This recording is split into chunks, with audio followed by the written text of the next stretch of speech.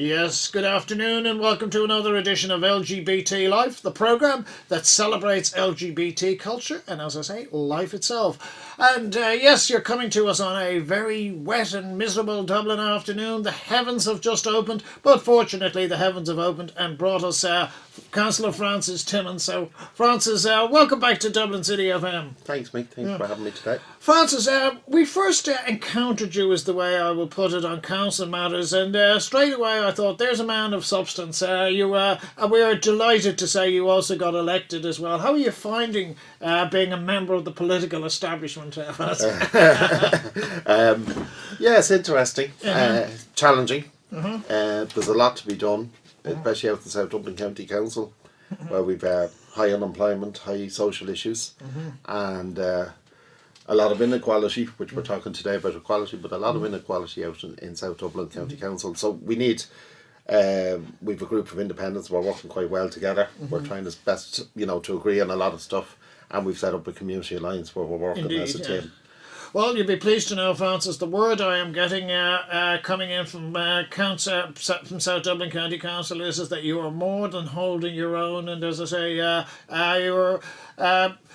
you're certainly not letting the electorate down in any means. So that's, as I say, very positive for what we would call a first-time councillor. Yeah, it's well, I mean, it's about 8 months past now, so it's relatively new. I'm still finding my feet, but I'd say I've managed to get quite a few things done and I'm pressing a good few issues, and they're ongoing issues. Yes. You're also, and we'll come back to this, you've also thrown your hat into the ring for what I'm calling G16 for Dublin Midwest. That's going to be an even bigger challenge, you find. It's going to be a huge challenge, considering I'm just a first-time councillor on South Dublin. I looked around and I looked at our representation out in South Dublin, like I've just mentioned the issues, some of the issues there, and I feel that we've a lack of representation and we've a lack of... We deserve a bigger slice of the cake, I suppose, in South Dublin. And every area will say that, but I don't think we've had that representation. And that's the reason that I put my hat into the ring. It's interesting, if you have a look at, say, South Dublin, or Dublin Midwest and Dublin Southwest, we've had what I would call the traditional representation out there. In other words, some of the parties have been very strong in those areas. They haven't necessarily been strong in other areas. In other words, it's probably been around either class lines or historical affiliation. All the polls say that that's going to change significantly. However, you must be conscious that you're going in there as an independent, but they've got huge resources to get elected compared to yourself. Exactly, Mick. And that was the same issue I had at the local elections. When I sat around the kitchen table with 2 or 3 others, and we decided that I was going to go forward. And it was a matter of resources, but we did it. And we went out, we did... I did 2 table quizzes, we fundraised a bit, and I funded a lot with myself. So it can be done. I won't have the huge budgets that some people have to spend. I definitely won't be spending 30 or 40,000 on posters. Yeah. What do you attribute your success in that area to, Francis? Because I can remember when you and I first encountered each other very early in the campaign in 2014. You had, for want of a better term, it was a bit of a home-produced video, and I thought, oh, that's going to be hard to get that message across compared to the slick marketing of the others. But you did. Yeah. What was the, do you think it was just the, was it the issues, or was it just the honesty of the character that came across? I think honesty as well, and the fact that I wasn't pretending to be anything, or I wasn't pretending to make promises that I wouldn't be able to deliver on. Councillor role is very limited, I've said that all along. Absolutely, you've got very limited power. And there's no point in making promises that you can't keep. I think that's the problem with politics in general. But also, I think the fact that I was involved in lots of things out in Clondalkin, that I was kind of well known around the area. Okay. I'm absolutely delighted that the people have put their trust in me for the next 5 years. Yeah. The programme here today is about LGBT issues. I mean, you grew up out in the suburbs, and LGBT is often seen as what I would call an inner city sort of D4, D6, D3 even sort of thing. How does LGBT issues play out in the suburbs? dare we say it, the love that dares not speak its name, or is that changing? Well, I think I grew up in the late 70s, early 80s. I would have been like grown up around that time, and definitely it wasn't talked about. I mean, definitely we were still at a stage It was still illegal. yeah, it was illegal. Obviously, I was going to say there, but also like it was in school. It was thought that you were going to meet a woman and get married. A man was going to meet. That was the way it was. Yeah. There was no other options, you Yeah. know. And you were hearing that in church. I was brought up in a Catholic family in Clondalkin, and you heard it at church. Very strong marriage, strong a man and a woman, and this is it, and there can't be anything else, and you know. And obviously, then it was just the evils of gay and LGBT was rarely talked about, really. But even in Sex wasn't really in those days. it wasn't really. I was just going to say it wasn't talked about. I remember. Father Michael Cllr gave us our talk on sex education in Mile Park many years ago, and he told us that women were only after one thing, but that was our lesson. He didn't. I mean, it was a very. Did he actually tell you what that one thing was? No, he didn't tell us what it was. He just said they were only after one thing, and I think we were supposed to know what he was talking about. But anyway, but it was a very different time, and like. I remember when Declan Flynn was murdered out in Fairview. Indeed, yeah. And I remember watching the media and saying, God, you know, this is the first time actually something, because I knew when I was growing up that things that I wasn't really into women. Yeah. And I knew that I didn't know what it was. I didn't know what I was, or that at the time. And I was kind of, when I heard about Declan Flynn being murdered, and then the David Norris and stuff. And I think David Norris, for me, came out at a time, or was in the media at the time, and I was kind of, there's somebody that you could actually look up to. That. Yeah. So, looking at it from a cultural perspective, and I'm a bit older than yourself, I'm of the vintage that says there was no gay in Ireland, it was all queer. That was it, you know, it was just queer people, and there was no queer women, they were just widows or people whose fiancés had died during the war. We had a bizarre language to talk and about. It was all right for two women to walk up the road holding hands. Yeah. But if two men did that, it was kind of, well, it wouldn't have happened. Yes. It wouldn't have happened at the time. And if they did, well, we certainly weren't going to decide, oh, well, there's two men expressing their individuality. This was... how did that make you feel as a person? Because it seems to me that what you get this monolithic cultural value that says this is the way the world not only is, but the way the world should be, and any deviation of individuals from it makes them wrong. Yeah, is that the way you were brought up? Definitely, yeah. And definitely was. I mean, the expectation was, at the time, the whole culture would have been that I would have met a girl and I would have got married and I would have had kids. And in a lot of ways, that's what I wanted to do at the time, you know, because that's what I was taught. We want social acceptance. I wanted to fit in, of course. Yeah. And I would have went out with a girl or two, you know, at the time, and just to kind of... Well, that's... And there was no... They were friends. We like to think of that as experimenting. Experimenting, yeah. And, you know, until I met... really until I was about 28 when I met my partner. Yeah. And I hadn't come out really to anyone. I hadn't said anything to anyone really. And I was 28 years of age. So, but it was very different. I mean, when I told my brother, I remember ringing him when we met up in the Red Cow and we had a few drinks, and I was getting the bravery to tell him, and he said, "Oh, is that it? I always knew that." Yeah. Look, and nobody actually cared really, to be honest. I mean, do you find that in that respect? I mean, we know that you know, particularly with friends, and you see, their kid's going to be gay, and I used to with certain kids, or certain friends, I used to say, "How would you feel if your beautiful son, who's 7 now, turned out to be gay?" "Oh, my son's not gay." Well, have another look.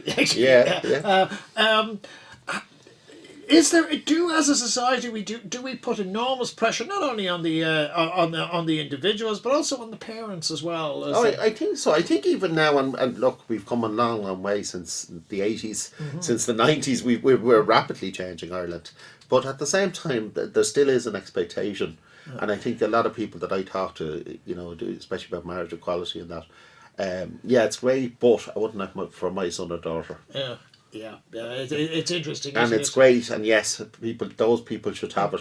But so there is an expectation, I think, generally. Again, I've met many people now, and it's like we're very proud up in South Dublin County Council. We have a gay mayor, an openly gay mayor. Finton is a fabulous guy, and represents the LGBT community 100% up in the council, and. So I think things are changing for the first time, and there were significant things that Finton did actually. One of the most significant was we got the pride flag hanging outside South Dublin County Council, and I think that was a huge thing because it's up near the square. There's thousands and thousands of young people passing by there that can actually look and see a flag, and it's very significant to be able to say that flag is what I am. You know, it symbolises what I am, and it's okay to be the way I am. You know, there's nothing. You know, so I think that's great. Yeah, well, it's interesting you should say that, because I interviewed the mayor a couple of months ago, and he was and I think this shows the evolution of Irish thinking, in the sense that he said he wanted to be known as the mayor. Yes, not the gay mayor. Yeah, that he didn't want to be the red-haired mayor or the left-handed mayor. He was just the mayor. That's the same as me with the councillor. I don't want to Exactly. be known as the gay councillor up in South Dublin County Council. I want to be known as Councillor Timmons, our brand Timmons. Again, and this is I'd really like your input on this one, Francis. A couple of weeks ago, my other half was at the bus stop, and she was talking to one of our neighbours and so on, and because we wear the badges, that is always a conversation starter, and she was going on about, oh, they do this and they do that, and my other half was very blatant, and she said, at our age, I don't think we really should be thinking too much about what anybody gets up in their bedroom. And I think, is that unfortunately, that those who don't quite understand what I would call LGBT culture, they tend to focus on the physical and not on the emotional or the intellectual or the cerebral. I was just going to say, the attitude very much so, and a lot of the early discussions that I would have seen on the Late Late Show and different programmes around the 80s focused on the whole sex part. And sex is part of any relationship, but I mean, it's much more than that. Sex goes out, like I'm with my partner 16 years. We have to be able to sit down at the end of the day and talk to each other and share with each other, and he's been a huge support for counselling. So with my counselling work and driving, because I don't drive, driving me places. So it's a lot more, and it's a relationship. It's the same relationship that a man and woman would have. I suppose the only thing physically you can't have children, a man can't have a child. But other than that, there's absolutely no difference. You're there for bereavements, you're there for communions, confirmations. We go as to social occasions, we go together. And it's the same. We're a couple. People would expect us to be together now. We're so long together, I suppose. Well, in my experience, most people who are LGBT, particularly over a certain age, and I'll put that line at 30, they're not rushing down to the George or the Panty Bar. No. They actually are more happy, depending on, because I've got two cousins who are of the same family. One is very happy to sit there and watch Coronation Street and then watch repeats of Emmerdale and East End and all that. The other one is a fun boy, wants to get out there. But in my experience, most people who are LGBT, particularly males, are quite suburban. You've done all of that. Yeah. What we want is companionship, and if you get some good sex at the end of it, even better. But that's what you want is companionship. No, companionship I think is the most and important. Support. Yeah. Like when I was getting I had a serious appendix operation a few years ago, and to wake up and have somebody there beside you, that's the companionship. That's what you want in life. Yes, we have our rows, we have the same things that any relationship, like we're living together 16 years, it would be hard to live with anybody, Of course. without having differences.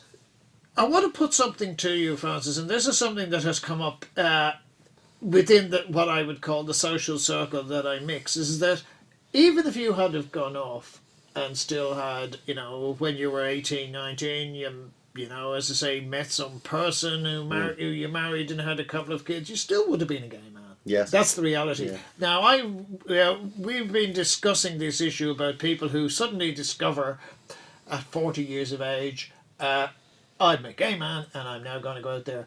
The sad reality I find is that there are families upset over this. I've never come across a wife who said, "Oh, this is great. My husband's discovered his true sexuality." Yeah. People get hurt. In many respects, isn't it a great thing that you didn't actually go down absolutely. that path? That somehow or other that you said, "Hold on, I may not understand what's happening, but I'm not just going to buy that line for its own sake." Absolutely. I've had friends that it happened to, you know, that the course person, but the person was always gay. Yeah, of course, that's what I'm saying. They were always gay. Yeah. But the whole thing was, I mean, the expectation on society and the pressure was, I mean, the options really when you were growing up was you're either going to be get married or be a priest. And I actually went into Clondalkin. I don't tell you, but I did go into Clondalkin only for a few weekends now. Yeah. I didn't. I was to sign up for the September, and I don't know whether I saw the light or whatever happened, but I didn't go in the end. But they were the options, and I think a lot of that was pressure.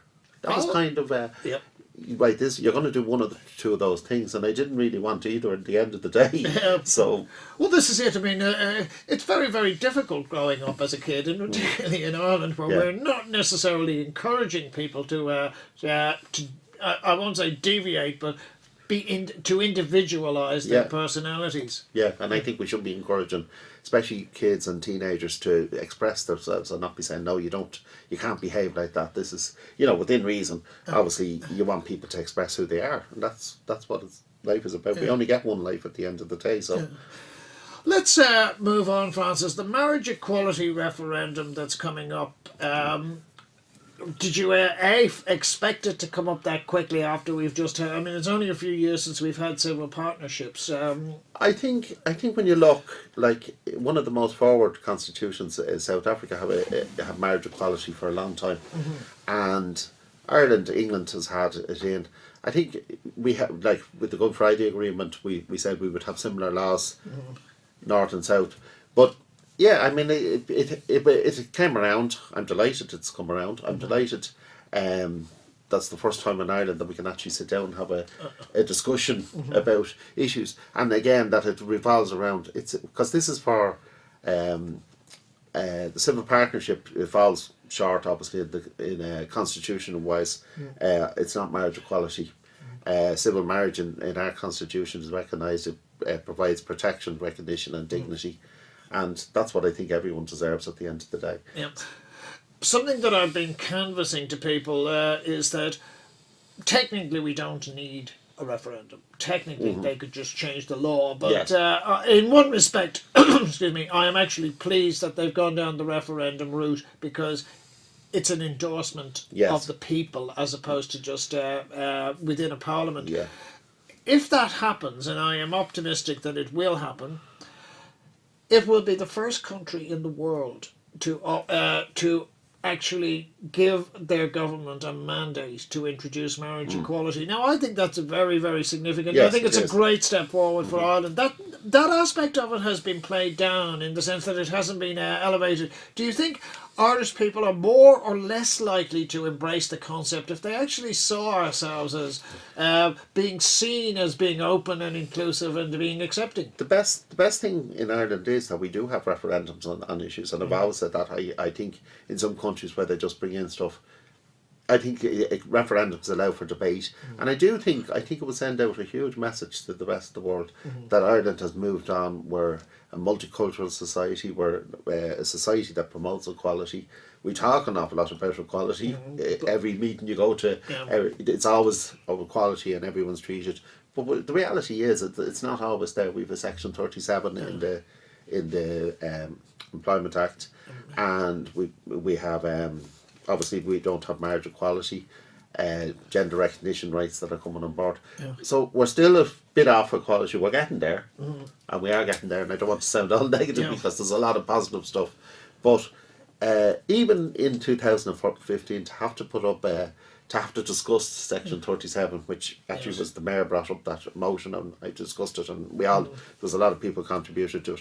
But to be discussing stuff like that in 2015, to me, we shouldn't be there. But for having said that, we are where we are. So we need to kind of get to a stage where everyone is treated equally. And I think coming up to 2016, where we're 100 years after the proclamation, where in it is that all the children of the nation will be cherished equally, that we're a society that embraces equality in the true sense, and that it's not just that we're going around saying we have equality when we don't, when there's sections of society but there are sections of our society that are left out and suffer from severe mental health. Indeed. And a lot of the LGBT community, not obviously a lot of people with LGBT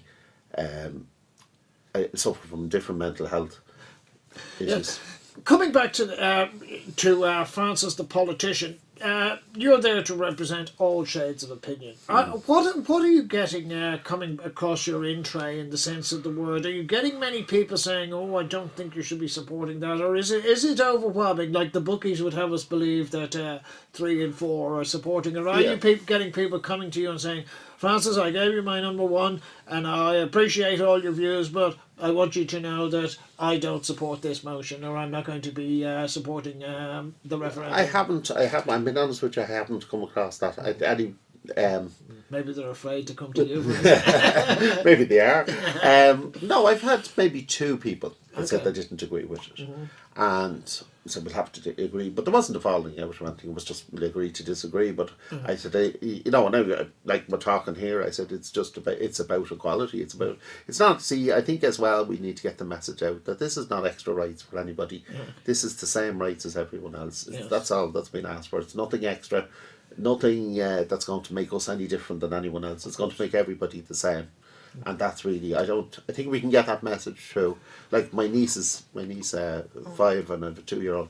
They know my partner. They expect so they've accepted already, and I think that's the way society changes as well. Yes, it's interesting in that regard. The new generation that is coming through, they probably would have more difficulty in trying to get their heads around why is my Uncle Francis being treated unequally, or why is my uncle what has my Uncle Francis done to deserve to be treated discriminated against in that sense of the word? And I think that's a very positive development. It is, absolutely.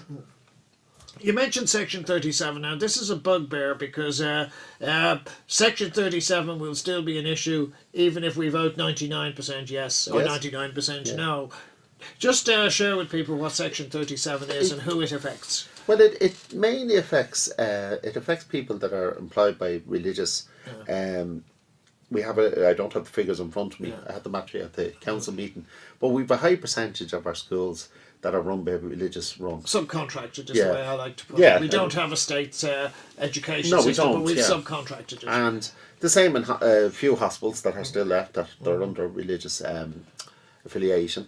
And basically the person could be discriminated, they could be let go for the job, or they could be might not get a position based on their sexuality. And again, we brought in equality legislation years ago, but we put this Section 37 into it, which is offensive to some. It's offensive to me. The beautiful word that's used is ethos, and I always thought ethos is just it's another way of saying it's enshrining discrimination. It was like years ago, people used to be able to write on employment. They're putting an ad in the paper. We are working towards an equal opportunities policy. You can't. I mean, we're talking about equality. It's there, and we can't be a little bit unequal. Yeah, that's what I mean. That's exactly the point. We're going, and I do believe the marriage equality, and I'm out talking to people, and hopefully I know a lot of other people are, and I do believe that will pass. And then we need to get Section 37, which the minister has said that he is looking at it and he'll do it. Now when, we don't have a date, but I think it's something we need to keep on the agenda, because that's definitely any little piece of agenda that makes somebody else feel that they're not the same as everyone is. Well, this can be done within legislation. We don't need to go to referendum or anything like that. The other issue that is near and dear to my heart, and I was so delighted to see that South Dublin Council took an initiative on that, and that's gender recognition legislation. We're the only country in Europe that doesn't have it at the moment. How do you feel about that one? I feel the gender recognition is the bill is hugely welcome. Unfortunately, there's a but. It's based on the English law, which was 10 years old, and there's a few things in it that are just it needs a bit of tweaking, and that's the way I would say. And if that was one of the reasons we brought up the motion to try and change, and to get the minister. Now we're hopefully he'll look at it. Just if you want me to just name some of the things. Please do, yes. That you have to be divorced before you get recognition. Yeah, so you either get a choice of keeping your marriage or getting your gender recognised. Which again is anti the right to family life. So somebody might want. You have to have a medical petitioner's statement. And that again could be somebody's opinion, and some of that could be quite outdated opinion, or So there's a lack of provisions for under 16s. There's an uncertain position of people that are intersex, and it excludes binary people that identify as binary, so they don't identify as a particular. Am I being a bit fair? Because I will declare a conflict of interest in the sense that I've been involved with Tenny for several years now. I've called it second-class legislation in the sense, and in other words, that it is focused more on the administrative niceties rather than the person involved. And am I being a bit unfair in that regard, or no? I think that's very genuine. Again, like we know from years ago when things were in psychiatric illness, and wrongly so. We know now that people identify their sexuality a lot younger. So a lack of provisions for under 16s. I think that to me, and that's a huge issue, because I think that is the crucial issue, because I've spoken to people about this, and my friends in the Labour Party tell me there's going to be some wiggle room on the GP, and they're going to use the marriage equality referendum to get around the forced divorce clause. But I still think, from my experience with Tenny and transparency and groups like that, the age is the critical one. Because your figure changes, a whole range of things change that if left, it's unfair. Would you agree with? Absolutely. And I don't think I think there's it's a long time coming. I was watching the Brendan O'Connor show there, and with Vanessa and Sam. Yes, but think of their names, but that's and it was excellent because it gave a face to a very human story. They were very dignified. They put their story, how they felt, and the father felt, and the mother, and it just, I think people need to learn, because I think there's kind of a frightening, what is it, what's going to... Well, it's interesting you should mention that, because when 2 years ago, when the same groups appeared at the Joint Oireachtas Committee, one of the Labour senators, a lovely woman called Marie Maloney, she was being very honest. She said, "I've never met a trans person in my life before today." And then she woke up and she said, "Maybe I have, I just didn't know." And I think that's the whole point, isn't it? That's it. We need to get, I just wanted to, there was a 60-year-old man that wrote a letter into the Independent. I don't know whether you saw it there. And he said he still hasn't come out. I think that's quite sad. Yes. But there's a 60-year-old man that says you can dare to be different, you can dare to dream. And that's why he wants the marriage equality referendum passed. Because as he said, his vote may have gone out, but exactly, he wants it for others. Francis, last but by no means least, I believe there's going to be a marriage equality march on the 17th of May from Dublin Town Hall, probably up to the Department of Justice. Will we see you there? Yes, 100% I'll be there.